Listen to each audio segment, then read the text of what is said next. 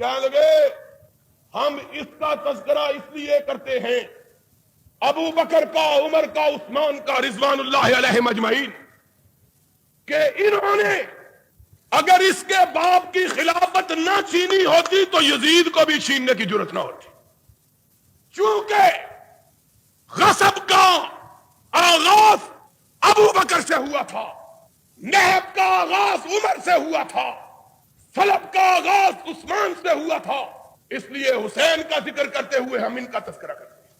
Mugs کو باغ میں جانے نہ دیجو کہ ناحق خون پروانے کا ہو، پروانے کے خون میں شمع کا قصور نہیں، قصور اس مکھی کا ہے، شہد کی جو پھول پہ آ کے بیٹھی، اس کا رس چوسا، شہد پیدا کیا، اس سے موم نکلا، پھر بتی جلی، پروانہ آیا اور جل گیا۔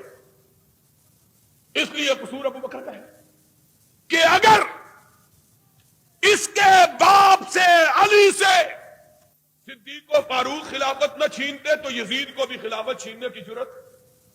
ہم نے کہا تمہاری سمجھ کو سلام، اور اتنا ہی سوچو کہ اگر بیٹا اپنے حقوق چھنے جانے پر سر بکف ہو کے لڑنے کے لیے آ گیا تھا تو باپ کے حقوق چھینے گئے تھے وہ کیوں نہیں لڑا؟ اگر یہی بات ہے تو بیٹا باپ سے بہادر تو نہیں، باپ تو فاتح خیبر ہے، باپ تو سارے مرحب ہے، باپ تو لا فتح الا علی ہے، اور باپ تو تلوار ذوالفقار کا مالک ہے، اور باپ تو اتنا بہادر ہے کہ ملا نعمت اللہ الجزائری کے الفاظ میں کہ خیبر کے دن جب مرحب کے سر پر اپنی تلوار مارتا ہے تو تلوار مرحب کو سر سے کاٹتی ہوئی پیروں سے نکل جاتی ہے، لیکن علی کی قوت شمشیر اور بازوئے حیدری کا زور کا عالم یہ تھا کہ قدموں کو کاٹ کے تلوار رکی نہیں۔ ملا جی پھر کیا ہوا؟ کہا تلوار نے قدموں کو کاٹا، پھر پہلی زمین کو کاٹ گئی، پھر دوسری زمین کو کاٹ گئی، پھر تیسری، پھر چوتھی، پھر پانچویں، پھر چھٹی، پھر تلوار نہ ہو گئی، ہائیڈروجن بم ہو گیا ہے۔ جو اتنا بہادر تھا کہ اس کی تلوار ساتوں زمینوں کو، اور یارو بات آ گئی ہے تو ان قصہ گوؤں کے قصے سن لو، یہ ان کی حدیث ہے، یہ ان کی، اور بولو الانوار النعمانیہ، نعمت اللہ الجزائری کی حدیث کی کتاب، یہ حدیث لکھی، اتنا طاقتور، تلوار ماری ساتوں زمینوں کو کاٹ گئی، اور پھر اس بیل کے سینگوں پر پہنچ گئی جس نے زمین کو اپنے اوپر اٹھایا ہوا تھا۔ سب کہو سبحان اللہ۔ ہم سمجھتے تھے نانی اماں جو قصہ سناتی ہے ہندوؤں سے سنا ہوا ہے، ہم کو کیا معلوم تھا کہ یاروں کی حکایات ہیں جو حدیث کے طور پر بیان ہوئی۔ سنتے تھے نا چھوٹے ہوتے، جب نیند نہیں آتی تھی نا تو نانی اماں دادی اماں قصہ سناتی تھی، چپ کر جا نہیں تو بیل جو ہے زمین کو ایک سینگ سے دوسرے پہ رکھے گا، زمین کانپے گی، زلزلہ آ جائے گا، سو جا پترا سو جا۔ یہ بھی کہندے پترا پاگل بن جا، بن جا، نہ بنے گا تو ساڈی گل سمجھ آ سکتی، عقل ہو تو بات کیسے سمجھ آئے گی؟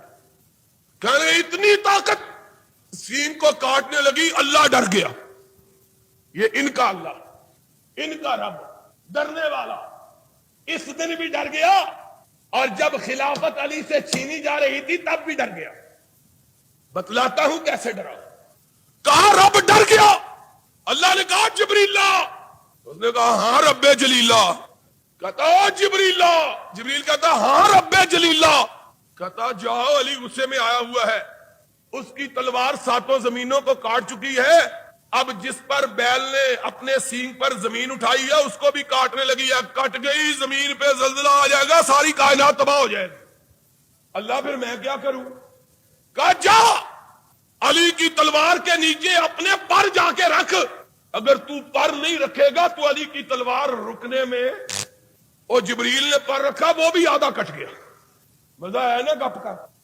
وہ جو اتنا بہادر تھا اس کا حق چھینا گیا تو کیوں نہیں لڑا؟ وہ تو اسد اللہ الغالب لا غالب الا ہو، یہی پڑھتے ہو نا عبارت، کوئی غالب اس کا مقابلہ نہیں کر سکتا۔ پھر اس غالب نے اگر بیٹے نے جنگ کی اپنے حق کے لیے تو اس کے باپ نے جنگ کیوں نہیں کی؟ اگر ان کا بھی حق چھینا گیا تھا تو لڑنا چاہیے، لڑے کیوں نہیں؟ اور طاقت کا عالم ملا نعمت اللہ الجزائری نے لکھا، حدیث سنی ہے، اب قرآن کی تفسیر بھی سن لو۔ محسن کاشی تفسیر صافی 30ویں پارے میں لکھتا ہے علی کی قوت کا عالم یہ تھا، ایک دفعہ ابو بکر کے زمانے میں ابو بکر پر ناراض ہوئے، کوئی نازیبا بات ابو بکر نے کہہ دی، ابو بکر کے بات پہ غصہ آیا، علی نے اپنی پاؤں کی جوتی کی نوک زمین پہ ماری، زمین لرزنے لگ گئی، ادھر کی زمین اس طرف ادھر کی اس طرف، ساری کائنات پہ زلزلہ آ گیا اور صدیق اکبر گھبرا گئے۔ ہم نے کہا کوئی بات نہیں، اگر اللہ گھبرا گیا تھا تو صدیق گھبرا گیا تو کیا بات ہوگی؟ کہیں گے گھبرا گئے، اور عمر کو کہا جا او علی کے گوڈے پکڑ لے، منوا لے، اگر 1 منٹ اور علی کا غصہ باقی رہا ساری کائنات تباہ ہو جائے۔ حضرت عمر نے جا کے علی کے گوڈے پکڑ لیا، علی معاف کر دے، غلطی ہو گئی، ابو بکر بھی معافی مانگتا ہے، میں بھی معاف کرتا۔ علی نے کہا اچھا معافی مانگنے آگے ہو، اگر آدھا منٹ اور معافی نہ مانگتے ساری کائنات تباہ کر دیتا۔ پھر ٹھڈا مارا، زمین رک گئی، اذا زلزلت الارض زلزالها، یہ تفسیر ہے۔ سنو، کہتے ہیں باپ کے حقوق غصب ہوئے تھے، میں کہتا ہوں اگر بیٹے کا حق غصب ہوا تو بیٹا لڑنے کو تیار ہو گیا، اگر باپ کا حق غصب ہوا تھا تو باپ کیوں نہیں لڑا؟ باپ کیوں نہیں لڑا؟ باپ تو شیر خدا تھا، اسد اللہ الغالب تھا، صاحب ذوالفقار تھا، لا فتح کا مالک تھا، اور تم نے یہی پہ بس نہیں کی، تم نے کہا لولا عود علی لما استقام للاسلام عمود، اگر علی نہ ہوتے تو محمد کی دعوت کامیابی نہیں ہو سکتی۔ میں کہتا ہوں اتنا طاقتور انسان وہ کیوں نہیں لڑا؟ اور صرف لڑا ہی نہیں، اس نے پھر اپنے غصب شدہ حقوق کی بازیابی کے لیے تحریک کیوں نہیں چلائی؟ ساری زندگی آواز کیوں نہیں بلند کی؟ احتجاج کیوں نہیں کیا؟ اور لوگوں، خدا کی قسم ہے اگر اپنی عقل کو استعمال کرو کسی حوالے کی ضرورت نہیں، عقل استعمال کرو مسئلہ حل ہو جائے گا۔ تم کہتے ہو ہم ابو بکر کو اس لیے برا کہتے ہیں کہ سب سے پہلے اس نے حق چھینا، پھر عمر نے حق چھینا، پھر عثمان نے حق چھینا۔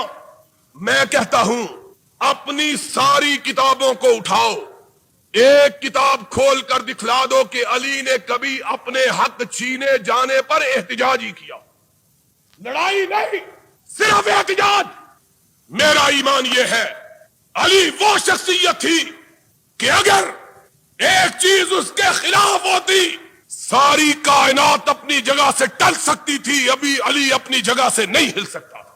علی کی توہین کرتے ہو، کہتے ہو علی مانگتا بھی نہیں تھا، عہدے بھی قبول کر لیے تھے۔ ہمارا عقیدہ یہ ہے علی مرتضی صدیق اکبر کے زمانے میں قاضی القضات تب بنے کہ صدیق کی امامت کو مانتے تھے، صدیق کی امامت کو۔ فاروق کے زمانے میں نائب حکمران تب بنے جب فاروق کو حکمران مانتے تھے، عثمان کے وزیر تب بنے جب عثمان کو امیر مانتے تھے۔ اگر نہ مانتے تو ان کے عہدے قبول کرنے کی ضرورت جاؤ پھر علی سے پوچھ لو علی کیا کہتا ہے، علی سے پوچھو۔ تمہاری کتاب غارات سخوی کی 2 صدی ہجری کا تمہارا آدمی ہے، غارات 2 جلد 359، غارات سخوی کی، منار الہدا کتاب الشافعی توسی کی، اس میں علی نے لکھا میں نے کائنات کو دیکھا کہ وہ جب ابو بکر کی بیعت ہونے لگی تو اس طرح ابو بکر کے اوپر گر رہے تھے جس طرح شہد کی مکھیاں پھول پہ گرتی ہے، اور کہا میں نے دیکھا لوگ صدیق کے گرد اس طرح گھومتے تھے جس طرح پروانے شمع کے گرد گھومتے ہیں۔ فنہست فی تلک الاحداث فبایعتہ، جب میں نے دیکھا ساری کائنات صدیق کو مان رہی ہے، میں بھی اٹھا اور میں نے صدیق کی اسی طرح بیعت کی جس طرح تم نے بیعت کی۔ ثم بایعت عمر، پھر میں نے عمر کی بیعت کی، ثم بایعت عثمان، پھر میں نے عثمان کی بات، ہم نے کہا تمہاری کتاب، تمہارا حوالہ اور امام علی کی زبان۔ کہنے لگے علی نے ڈرتے ہوئے یہ بات کہی تھی، علی نے ہم نے کہا کس سے ڈرے تھے؟ کہنے لگے فاروق سے۔ ہم نے کہا یہ تو اتنے بہادر اور فاروق سے ڈر گئے۔ کہنے لگے فاروق کے ساتھ خالد ابن ولید بھی آ گیا تھا۔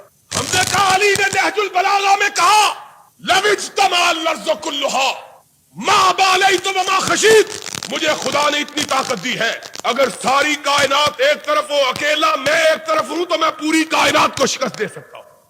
پھر علی کیوں ڈر گئے؟ کہنے لگے پر سانو پتا کوئی نہیں، انج ڈر ضرور گئے سن۔ ہم نے کہا چلو ان کی زندگی میں ڈر گئے تھے، ان کے مرنے کے بعد کیا ڈر تھا؟